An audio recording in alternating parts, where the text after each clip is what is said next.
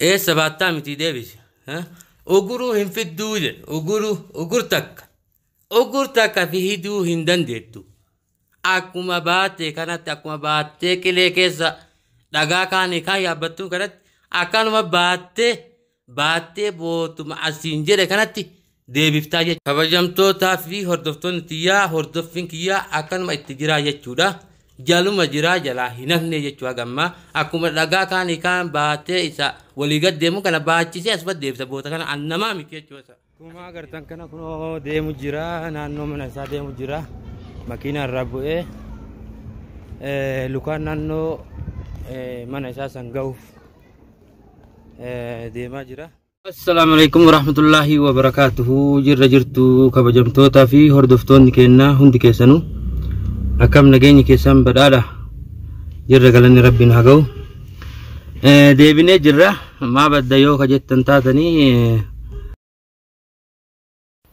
wanni banneef hordoffii maammee irra jiraa jechuudha ammallee hordoffii maammee hin dhiifne yoo an ammoo viidiyoo ka waraabu ta'e viidiyoo kiyya san laalee kallattii qaraan silaa irra ga'ee jedhe san irraa na jalaa jijjiiraaf saniif isinii waraabuu dhabee hordoftoonni tiyya amma ammoo makiina miidhama isaa san haga saa miidhuyyuu feene ani eega inni miidhame haga miidhama irra arge san miidhama isaa san arge rifadhe jechuudha yoo laaluu dubbiin nadhagaamee bas namni biyya namaa keessa kun maal gochuu wal miidhamee wal gorsinadhee Nasraddiininu irraa dhoorgee jechuudha.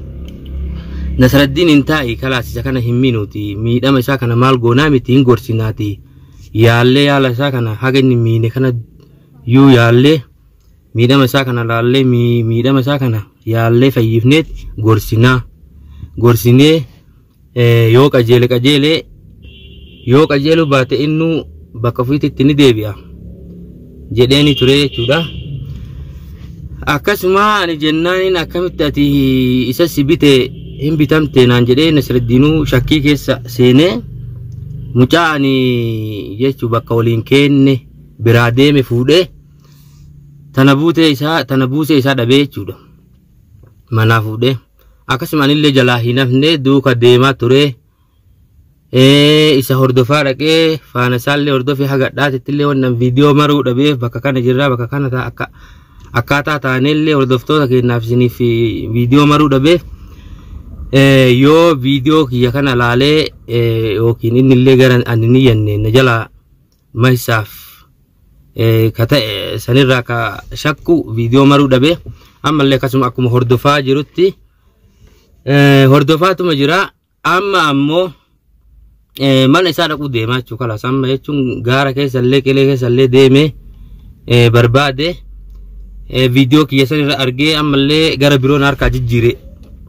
bakka sanirraa jijjiire kallattii inni itti jijjiire san amma argachuu hin dandeenye an amma wal beeynaa Nasraddiin isa wal beeyna sirritti wal beeyna mana isaa beeka ni dhaqa mana isaa ni dhaqa hadda amma manuma isaa dhaquu deemaa jechuudha akka guyyaatti inni zamoona manatti illee dhaqee manatti hin galle jedhanii manatti hin galu bakka inni galu hin beeku manallee dura dhaqee nama naannoo sanillee gaafadhe zamoona naannoo kanatti san agarree naan jedhanii hadda ammoo akka guyyaatti jala dalagaa oolee jechuudha amma kunoo achi deema mana isaa san dhaquuf mana isaa dhaqee isuma kana qabee boota kaa'ee isuma kana fuusisa boota fidee isuma kana fuusisa maa seeraan hin taane maa humnaan hin taane jechuudha maa ulee hin taane waliin dhiibnu hadda inshaa Allah kutadhee fi jiraachuu mana dhaquuf Nasraddiin nagayaa yoo hin fida jedhee nagayaa yoo boota inni kaa'ee hin baasa jedhe nagayaa yoo hin fida ka jedhu taate nageenyu bu'e yoo san miidhama qaraan argisan malee miidhellee miidhama isa maammee makiinaan haga dhaame san malee miidhamnaan rakkoon mataa isaa irraa ka deebu kanallee asumaanuu hordoftoota kiyyaan beeksisaa warroonni ayyarattillee yaada adda addaa nuu kennitan warroonni yaada keessan nu barreessitan galatoomaa hundi keessanuu kan nu arrabsitanillee ka nu yaaddanii nageenyaafillee nagaafillee nu barreessitan galatoomaa hadda inshallah isa qabaachuudha manuma isaa dhaqee hadda ulama isaa jala bula achi hin bayu isa kana dhiisu jechuudha. Hadda bootuma inni kaa'ee isuma fuusiisa jechuudha. Amma qarallee jala hordofee jala deemee qilee keessallee waliin dhaqee amma gara biroon harkaa jijjiiree jechuudha. Qabuu hin dandeenye irra gahuu hin dandeenye namni nama dheessu tokko innillee akkuma ani isa hordofu kana innillee na hordofee kallattii ani isa itti barbaadu san irraa na jalaa jijjiirata waan ta'eef kanaafuu amma ani inni kun mana qaba. Manuma inni itti galu sanitti eegee ulama isaa dhaqee ulama isaa afoo eegaa jechuudha. Mana keessa raatte manallee namallee itti ergee namallee gaafachiisee yoo na arge silaa akka na dheessu ni beekaa jechuudha. Na dheessa. Kanaafiyyuu insha Allah asumaan hordoffiin keessan wajjumaan haa turuu jedha. Amma deemaa jechuun mana isaa deemuuf.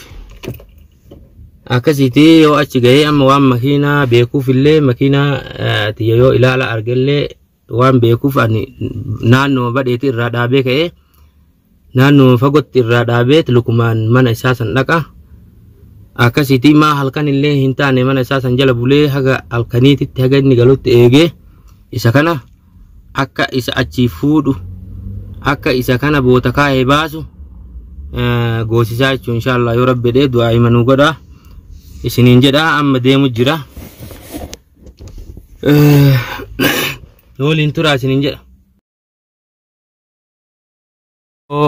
Mana isaa san gahee jira amma achi gabbu'ee makiinama keessatti eegee lukumaan deemee bakka inni jiru dhaqaa jechuudha. Lukumaan deemee naannoo inni mana isaa san dalga goree eegaa jechuudha. Dalga goree akka inni nagarreetti jechuudha ilaalaa wayita dhufu. Naannoo ulaa isaa san afoo ta'a. Ya Allah. Kuma agartan kana kunoo deemu jira naannoo mana isaa deemu jira makiina irraa bu'ee lukaan naannoo mana isaa san gahuuf deemaa jira. Inshallah yoo rabbi jedhe hadda ima isa qabaachuu ima hadda kokkee ol qabannaa jechuudha. Hadda lubbuu ol baafna malee waliin dhiifnu jechuudha. Yoo inni takki maammee boota kaa'e yoo inni hin fidin maammee boota kaa'e yoo inni hadda natti hin himin Nasraddiinii fi anna gaan hojjaan hin deemnu jechuudha. Yoo wal agarru yoo ka ijaa wal agarru taate Nasraddiinii fi anna gaan hojjaan hin deemnu jechuudha. Nageenya buufnaa fi nama karaa irra hin jirrellee gorsinee karaa irra deebifnaa fi gorsinee nageenya umne waliin jiraannaa fi malee wal ajjeesuu fi ruuyii ol baasuu fi miti. Amma waan karaa jiruu fi viidiyoolee naannoo manaa isaa ka deemaa jiru isinii waraabu jira. Lafti galgalaa'uu deemaa jirti. Akka iji naannoo namni ijaa wal dhabetti akka ilaalaa namni laalee waliin agarretti dalga goree haga xiqqoo aduun galgolooytutti akka inni illee badee laalee wayita yookiin badee dhufutti na argee yookiin gara biroo na jalaan gorre jalaa dalga goraa jechuudha.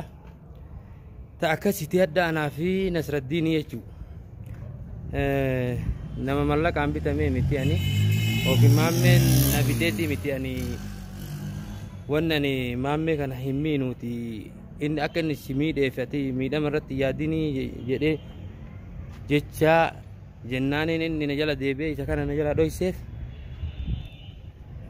hadda nageenyaan hojjaan hin gallu jechuuf Nasraddii wanni asii dhaamu bichaan nagaa haccaalaa beekta wanni nageenyi tare hin jiru.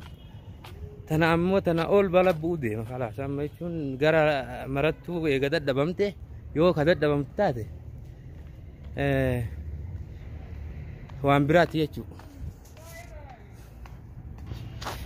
Akkuma agartan amma deemaa jira jechuun mana isaan geenne faguma dhaabee makiinaa jechuun xiqqoo walirraa fagaata manni kiyyaa fi naannoon an jiruu fi naannoon inni jiru.